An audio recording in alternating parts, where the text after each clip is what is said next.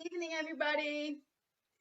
Good to have you back on Snowplanners TV with this episode about 𝗬𝗍𝗃𝗃. There's a lot to talk about, but first I have some other things to tell you because we do have some ski news again from different areas. And the first one is about the 𝗧𝗏𝗃𝗃𝗃, and it's not in 𝗬𝗍𝗃𝗃 as you might expect, but this one is in 𝗦𝗽ven and 𝗦𝗽𝗃. It's a little ski area. And it has only 5 lifts, 16 kilometers of slopes, and this lift is closed due to a dispute between the township and the owner of the 𝗧𝗏𝗃𝗃baan. And the ski area itself is called 𝗧𝗏𝗃 too. Well, the lift is closed, and I remember reading an article last season in a Dutch ski magazine about fights like this between like a private lift owner or a private slope owner or farmer that owns the slope, or at least the land where the slope is on or the lift is on, and sometimes there are problems between them. But for now, the 𝗧𝗏𝗃𝗃baan in 𝗦𝗽𝗃 is closed, and I think that's not a good thing at this moment because Austria, it's in Austria, 𝗦𝗽𝗃, sorry, didn't mention that, is open for tourists again, so we can go there on vacation. And of course, the tourists, the people, want to take up the lift to explore the mountains and area. For now, sorry, the lift is closed. Well, then there's some good news, better news than the first topic. The World Championships in 2021 are being held in Cortina d'Ampezzo in Italy. But this region in Italy was hit really hard by COVID. So the organization asked to postpone the championships to 2022. But the FIS, the International Ski Federation, said no to it. They want to have the championships in 21 because the year 2022, the Olympic Games will be held. And then there we have 2 big events in 1 year, really close to another. So the FIS said, we're going to help you out and make sure the championships can be held in Cortina in 2021, which I think is a good thing, and the Italian skiers were pleased by it too. Cortina d'Ampezzo is known by the Tofana course, and if you like to watch the World Cup alpine skiing from the ladies, they have such a cool downhill and super G slope there where they have a jump in between the rocks. You should watch it. It's spectacular and such a nice region. So about that, good news, we will have alpine skiing championships in 2021. And then some good news for skiveld 𝗬𝗏𝗃𝗃 too. By the way, really nice ski region. Big. It's in Austria. Really nice view, really nice villages, and you can ski all around. And there's a special route that you can follow from ski area or from village to village and part of the ski area too. It's a really big one. It's a lot of slopes and lifts that you have to take on a day or a few days. So if you're in the neighborhood, check it out. And they are building 2 new gondolas, 10-person gondolas, really modern. 1 in 𝗧𝗏 and 1 in 𝗬𝗃. So good news there too, despite the shortcut of last season. And then I'm so excited to share this with you. Maybe you've seen the video on Facebook. We have such a great trip to share with you, or I think I should call it an adventure. One of our snow planners, Douglas, is organizing a skiing snowboarding trip to Antarctica. And people, check out the video on Facebook from Snowplanners. It's so cool. It's a beautiful surrounding, and it's such a great adventure. You ski in between penguins, you can see whales and seals, and it's so cool. And Douglas has some spots left on these trips. There are 2 dates available still in November, so check out his website. It's 𝗦𝗃𝗃𝗃 if you want to have more information, and of course you can check our website and Facebook too. and the link to it will be posted too in the comments. So check it out, check the video, it's really cool and it's such a beautiful view you have up there. And the video tells too that sometimes you have a boat trip that would normally take 10 minutes, but it takes 30 because everybody wants to watch the nature. Okay, that about the ski news area and the travel news. I get to the ski boot flex, and I'm really excited about this topic too. I know I'm excited every week to go live and share information and news with you, but talking about gear, I really like it. As an alpine racer and also as a coach, you work so much with gear, and the gear is of such importance for your performance and skiing races and also injury prevention. So I'm really interested in boots. If I get my boot, I go to the boot fitter to make it fit, and I know a lot of it by now, so I'm excited to share some of it with you. Boots are the most important pieces of your ski gear because the boots are in direct contact with the ski. So every movement you make with your feet is transferred by the boots to the skis. So it's the most direct movement you can make to control and influence the skis. So the boots you wear, they need to fit and they need to be right for you. I'm not going to talk too much about what's the right fit or what's the right boot for you. Flex is part of the boot, and I am going to talk about flex. And yes, I promise we will have a future topic that we dedicate to the right fit of the ski boot, because like I said, there's so much to talk about it, and it's so important for you to have the right boots. Like I said, the most important part of your ski gear. So, already said, a good boot can improve your performance. They can help prevent you from getting injured. The fit, the only thing I'm going to say about it now, you need the right size. If a boot is too big or too wide, the transmission from the movement of your feet onto the boot, onto the ski is not ideal, because if you have space in between your foot and the boot, there's no ideal movement and energy transmission onto the ski. So you lose that energy and you lose that movement. It's the only thing I'm going to say about the fit.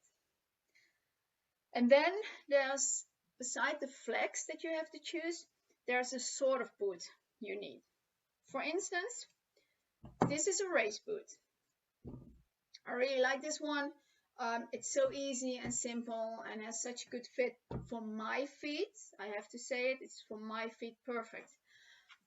This is a race boot. I'm a ski racer, alpine racer. I like to ski in tight and stiff boots. That's what I'm used to. But I'm also wearing this boot. What's the difference? This is a freeride boot. It looks a bit the same, and it has the same color, but it's a completely different boot. It's a bit bigger. It's the same size, but it's still bigger. It has a way more comfy liner in it. It has an adjustment on it to go into a walking position to stretch the ankle more if you pull this lid up. It has a completely different sole. Not a perfect transmission to the ski, and I'm using this one too, this race boot. This is the one I'm using to ski with the kids I'm coaching, to ski for myself. This is the boot that I use when I'm coaching or when I'm ski touring, because like I said, I have a touring function on it too, and here you can see I can use it in a touring binding. So two boots, same size, same flex, but I'll come back to that later, but a completely different boot. I use them for completely different purposes. So, beside the right fit and the sort of boot, there's the flex. And that's what I'm going to tell you more about in this episode. What is flex? The flex is an indication for the stiffness of the boot. And it's most of the time it is written on the boot. Here it says really small, but it says 130 flex. This one says also small, 150 flex. Most of the time it's written on the boot what the flex is. So it's an indication for the stiffness of the boot. And the stiffness of the boot tells you something about how direct the transmission is from the movement of your feet onto the ski. If you have a really stiff boot and you move a little bit, the transmission is really straight and tight and fast. If I use this boot, I know I have to be a little more patient, which in some cases is good, is what I want, but in some cases not. Be patient, I'll come to it later. So, stiffness tells something about the directness of the boot. How fast can you make the turn, but also how precise can you make the turn. It says something about the transmission of the energy from your body onto the ski. And the energy, I mean the movement, the power you have, the muscle strength you have, and the movement you make with your body to make this transfer from the energy and movement onto the ski, on the direction you want to steer in, on the angle you want to have. A higher flex means more stiffness, means that you need more power to move the boot into this direction with the upper part of the boot up to the front. So if you want to move your ankle and your knees forward in a stiff boot, you need more power, more strength, but more power, more forces is also, for instance, more speed or more angulation. So what does a certain flex say? What does 130 flex say or 150 flex? Well, in general, not so much, because there is such a big difference in between brands. I ski on Technica boots, so I just have the Technica boots here. But for instance, you have Lang and Rossignol, two brands, but the boots, and I'm talking about the race boots, are exactly the same. Yeah, it's just another color. The boots are exactly the same. And the race boot comes in a last width of 97 millimeters and 100 millimeters, so a smaller and a wider. Lang says the 130 flex is a 97 millimeter last. So last is about how width the boot is. And they sell it, the 130 flex, in a normal 97 millimeters and in 100 a wide version. And then Rossignol, the exact same boot, they sell the 97 last as a 140 flex, and the 100 last they sell as a 130 flex. Same boot, two different brands, but still the same boot, and they tell a different story about it. 140 flex, 130 flex. Why this is, I'm going to tell you a little bit later, how the last width influences the flex. But this one brand, Lang, talks about a normal and a wide boot, and Rossignol says, hey, I'm going to make difference between a 140 and a 130 flex. And then there's this difference between boots. I just showed you my race boot, my freeride boot, or my coaching boot. 130 flex. I've already shown you this one. Well, here it is, 130 flex of my 𝗏𝗏𝘃 freeride boot. But I'll show you this one. I can move by hand. And no, it's not in a walking position so that it flexes really easy. It's in a skiing position, but I can flex it by hand. 130 flex. And now my race boot, no way that I can flex it the same amount with my hands as my freeride boot. Such a big difference in between. So, same flex, same brand, but completely different. So what does it tell you, the flex of a boot? Is it completely useless? No, it's not.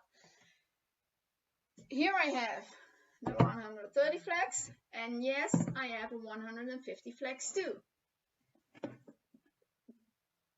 Apart from a different color, it's the same boot. You don't see a difference. If I have this boot or this boot, I don't see a difference between it. This one too, I can't flex with my hands, not even with the liner outside of the shell. No way I can do it. The boots look exactly the same, but this is 150 and this is 130 flex. But this flex does tell me something about the difference between these two boots. Same brand, same series, both a racing boot, but this one's not so stiff as this one. So use the flex wise. Don't compare a Lang flex with 𝗦𝗽liche or Atomic. I see a lot of skiers, racers on Atomic boots with a 170 flex. Well, I know my 150 flex from 𝗦𝗃𝗃𝗃𝗃 is such a stiff boot. I adjusted it a little bit for me to make it a little less stiff, not as the 130 flex, but a little in between. And then I see these young boys ski on a 170 flex from Atomic. Well, if you would have that in a 𝗦𝗃𝗃𝗃 boot, it would be really stiff. But I guess Atomic has a different indication for the flex, for the number they use as 𝗦𝗃𝗃𝗃. So, be wise. A flex is an indication on how stiff the boot is, but just remember that there's a difference in between the brands and that there's a difference in between the kind of ski boots you choose. I never expected my freeride boot in a 130 flex to be as stiff as my racing boot in a 130 flex. I know there's a big difference in between. So, how come? What are the factors that influence the stiffness? First, there's the stiffness in the boot itself. It's the material they use, the kind of plastic, how stiff is the material of the plastic they use, but also how stiff and what kind of material they use for the liner. So it's not just about the shell, it's also about the liner. And I'll show you. This is a liner for a race boot. Yeah, you have laces to fit it really tight. And if you push here, it's such thin material. Yeah, it's as thin as possible. Yes, and of course with the tongue you have a little bit of protection. I have a nice insole in it, really thin too, really hard. And it's as thin as possible to have such a direct transmission from the movement of my feet, my ankles, onto the boot, onto the ski. And then there's this boot from my freeride shoe. And the tongue is a little bit the same, but this material is so much thicker and more comfy. It's not as thin and almost like nothing, just like a piece of fabric. It's almost like the liner for the race boot. But this is more comfy. It's warmer too, I have to admit, and still I'm using a heated insole for my coaching boots. But this is a completely different liner than with the race boots, so it's completely different material, completely different transmission from the power onto the boot, onto the ski. So the material is a big influence. And then, besides factors for the boot itself, you also have the fit you choose. It's about the tightness, how tighter the boot is around your ankle, around your feet. The stiffer the boot will be. If you don't have much space, the boot will be stiffer than if you have a lot of space. Yeah, if you have a tight fit and a thin liner in it, You have a more direct transmission. You have a stiffer boot. The strap too makes a big difference. If you have a really tough strap, I even have on the inside of this strap a piece of plastic that's pretty stiff and that I can move up and down to influence the flex of my boot. So even with the strap, I can adjust the flex of my boot. I'll leave it hanging. So, for instance, another example, the 𝗦𝗃𝗃𝗃 140 RS and the 𝗦𝗃𝗃𝗃 120 RS, and the 140 and the 120 are of course the numbers they use for the flex of the boot. It's the same boot. The only thing different are the liner and the straps, but it's the same boot, and the difference in flex is 20. So the strap and the liner, they do make a difference in the total stiffness of the boot. And of course you can change the liner of the straps. You can even use a booster strap that's elastic, and even a booster strap comes in different forms with really elastic or harder to move. Okay, then there's something about size. This is a size 22. It's a really small boot, and small means stiff. There's not much space to move. So a small boot is a stiff boot. And all factors together, the material, the shell, the liner, the strap, the fit, makes the stiffness of the boot. Then, why do you have different flexes? Why not just make a boot and go with it? Well, guys, you are different people with every person own demands for a boot. Like I said, if I'm coaching, I'm not going to wear this really small and stiff boot. It's a racing boot. I ski with it. If I walk, if I stand still and see my skiers passing by through the slalom the whole morning for hours, I use this boot. I pull the lid up and I can flex it a little bit to the back. Stand up straight. It's easier when I put them on. Different people, different demands.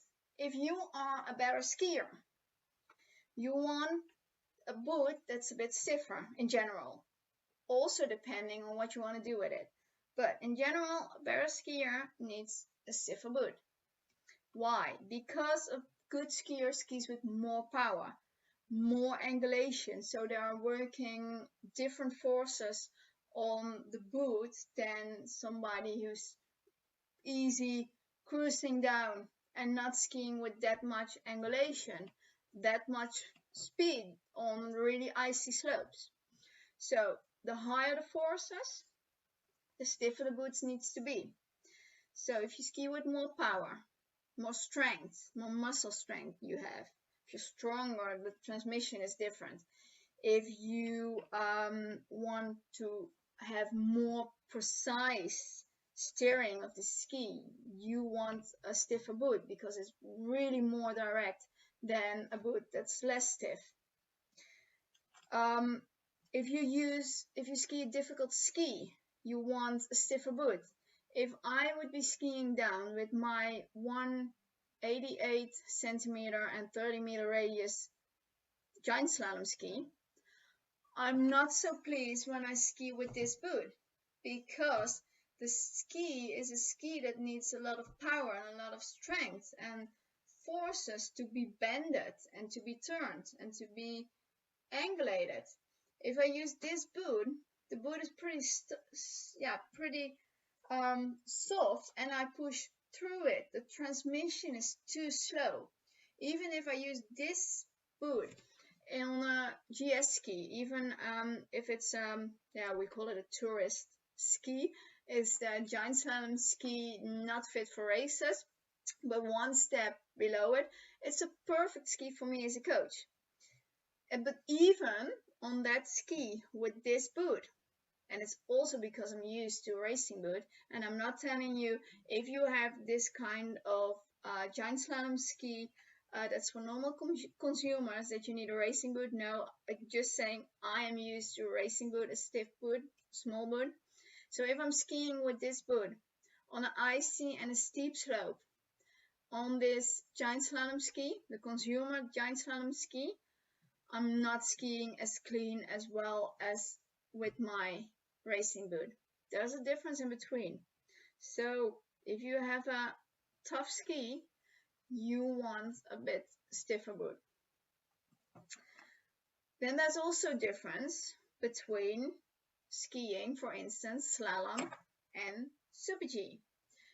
I ski slalom and giant slalom with a 150 flex. I ski super-G and downhill, or I still ski as a guide, but I used to ski my super-Gs and downhills on a 130 flex. Why? Because in super-G and downhill, you move kind of slow and with a lot of feeling. But in slalom and GS, the movement is so much quicker and you want the ski to react really fast. You do not want that in super-G or downhill. So even then there's a difference in between the stiffness of the boots you use. And there is a difference in the stiffness of the boot you want also for the level of skier you are. If you're a good skier, like I said, you want a stiffer boot. If you're not such a good skier and you just want to cruise down easily, take a boot that's less stiff. In general, it's so that a boot that's less stiff is a bit more comfortable, but still, I can wear my racing boots the whole day without a problem. And why? Because they are fitted really well. And when I say they are well fit, I don't just mean that the size is correct, but I had a lot done on them because I have special feet. But I make them fit. My boot fitter does. And like I said, in the future, we sure will dedicate a topic on that because there's so much to talk about. But if your boot is fitted well and fits your feet, then even in a race boot, you don't have sore feet. Believe me, it's possible. I can wear these the whole day. But like I said, standing still whole day in the cold, not moving, this is my boot to go to. So we have different people, different demands. Cruising down, you take a more comfy, less stiff boot.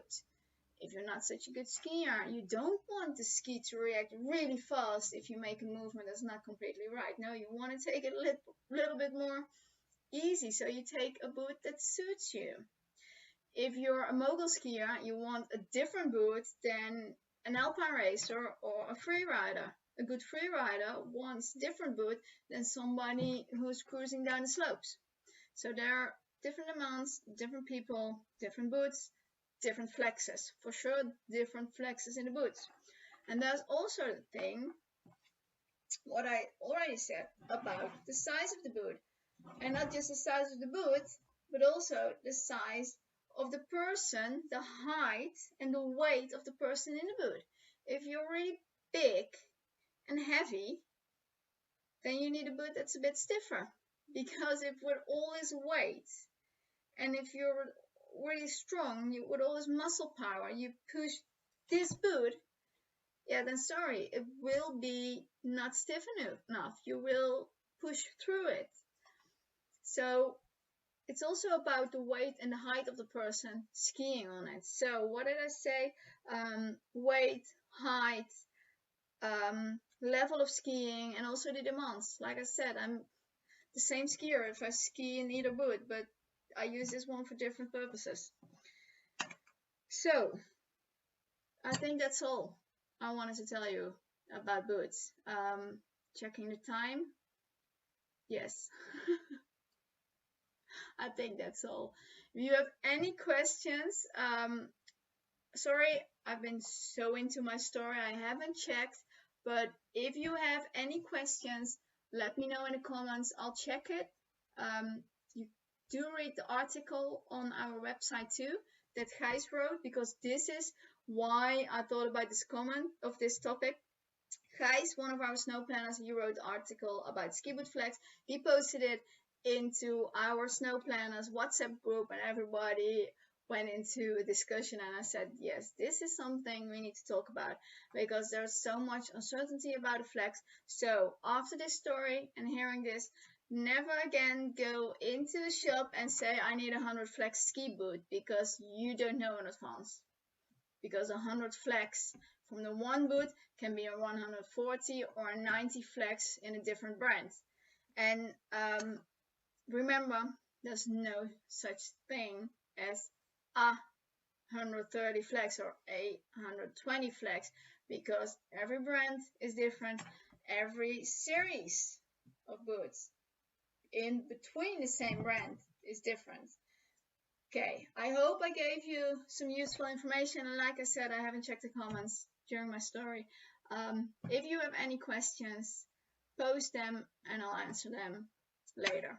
Thank you so much for watching. Really like talking about it, and yes, we will do another item on the right fit. For now, good evening, and I hope to see you back next week. We have such a cool interview, and the promo will be online soon, I guess within 2 days. So check it out and be there next week. A friend of mine will be joining, and she has a really cool company. So hope to see you next week. Bye. Thank you for watching for now.